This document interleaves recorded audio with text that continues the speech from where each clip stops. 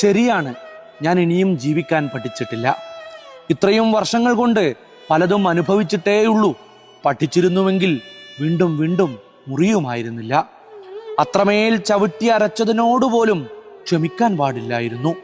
എൻ്റെ വേദനയ്ക്ക് കാരണമായ മനുഷ്യരെ വെറുക്കാൻ ഞാൻ പഠിക്കണമായിരുന്നു. ആവശ്യം കഴിഞ്ഞ് ദൂരേക്കെന്നെ വലിച്ചെറിഞ്ഞു പോയവരെ ഞാൻ മറക്കണമായിരുന്നു. കൂടെ നിന്ന് കാലുവാരുന്നവരെ ഞാൻ ഉപേക്ഷിക്കണമായിരുന്നു.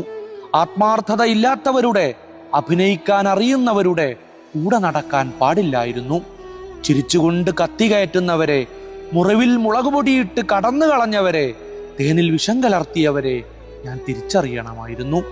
ശരിയാണ്, ഈ ലോകത്ത് ഞാൻ ജീവിക്കാൻ പഠിച്ചിട്ടില്ല.